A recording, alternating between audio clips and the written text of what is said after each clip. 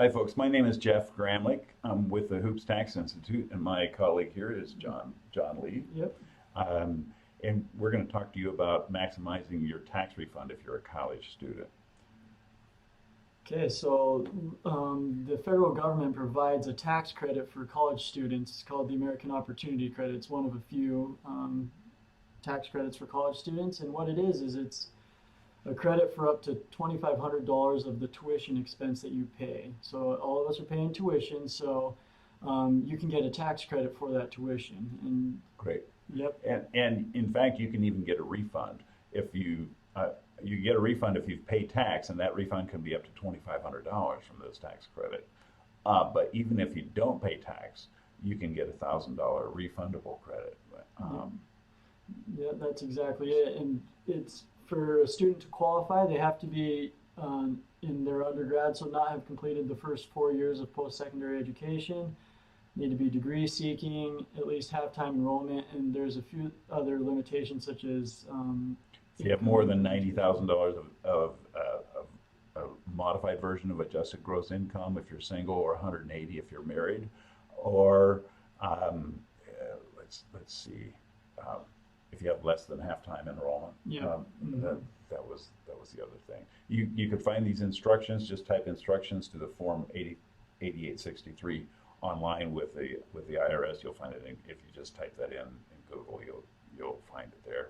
You want to talk about this? Yeah, so the IRS has come out and said that millions of students are not maximizing this credit, and that's kind of why we're doing this video. Is everyone receives their tuition statement, but there's a way that students may be missing out on part of this credit, and we want to show you that.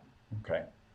So everybody gets one of these. It's called a 1098-T, and on it is two boxes that are particularly important. Box one is your how much that you've paid, right? Yep. In terms of tuition and related expenses that include fees.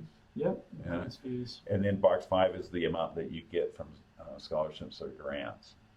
Yep. And so in this case, if a student received this 1098-T, they would get $0 for their American Opportunity Credit, because you take the difference between your tuition paid and your scholarships and grants. In this case, And it's got to be positive. So that, and here it's negative, right? The 11,041 is less than the 12,000, but to the extent that it's positive, then you can get this American Opportunity Tax Credit. that's exactly it. And the thing is that we can make a reclassification of this box five and put some of that money on your tax return as income, to the extent that it relates to grants or scholarships that are not focused only on tuition, books, and fees. Yeah, that's right. And that's what, in this example, this student would have gotten $0 in credit if they filed their 1098-T this way. So we're going to show you how you can allocate the scholarships and grants to income in order to maximize this. So one of the limitations to this is the scholarship or grant that you've received, it cannot be limited to tuition and fees. Okay, if it says only tuition and fees, sorry, I mean, you still want to file the form 8863 and get your credit, but to the extent that it's possible, but you might be out of luck as far as this reclassification thing. And to the extent that you get Pell Grants or other kind of grants or scholarships that can be used for room and board, go for it. You got an opportunity here.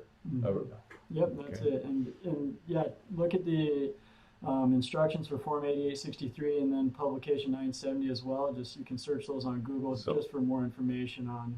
Not only the form, but also the instructions to the yeah. form 8863. That's right. Okay, so you want to talk about what we did here. Wait a second. How did you get down to 7,041, and why did you choose 7,041 as the number that you want this ultimately to be? Okay, so we're showing you how to maximize your credit. So in this example, like we said previously, the student would have received a credit of 0 because they had more scholarships and grants than tuition.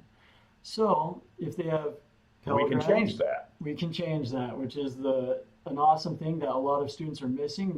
thousands of dollars of refunds missed every year because of this. So what you need to do is if you have those grants and scholarships that are not restricted to tuition and fees, like Pell Grants, you can allocate a portion of that to income. In this case, you want the difference to maximize the credit. The difference between box 1 and box 5 should be 4,000. So you see that it's come to 7,041, which is exactly $4,000 less than the box 1. And in order to do that, you've got to take away 4,959 from box 5 and put it in income. And you say, wait a second, I don't want to pay tax. Well, most of us are either are not going to pay tax on that because you have a standard deduction for many students, or if you do pay tax, it's not going to be nearly as much as the credit that you get from this. That's exactly it. And so, yeah, so when you file, maybe if you file TurboTax, you'll enter this statement in, and what TurboTax will ask you is, was any of your scholarships and grants used for room and board? At that point, you need to say yes. A lot of students will say no, but if you say yes, then you can allocate. In this case, you would allocate 4,959 to room and board. What that does is it pushes that scholarship or grant to net income. To taxable income. To your taxable income, and then that maximizes your credit. In this case, if the student owed $0 in tax, they would get a refund of at least $1,000. Right. Just by allocating that 4,900, if they likely with the standard deduction, they would likely owe zero tax, and they get this. But if you had a summer job or something and you had some withholding, you could even get it up to 2,500. Yeah, right? Exactly. It can really save a lot of money. And another thing to remember is that you can go back for up to 3 years and amend your prior year returns.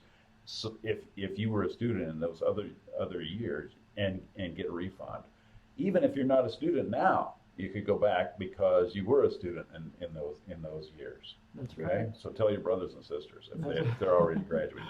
Okay, we just want to point out that this is just something we've observed. We're not your tax consultant. We haven't been contracted. We're not getting paid. All we're doing is saying, hey, take a look at this. And yeah. Anything else you want to talk about? No, that's it. I hope you guys can get some money back. Refunds that you're due. Okay. All right. Thanks. If you have any questions, here's how to reach out.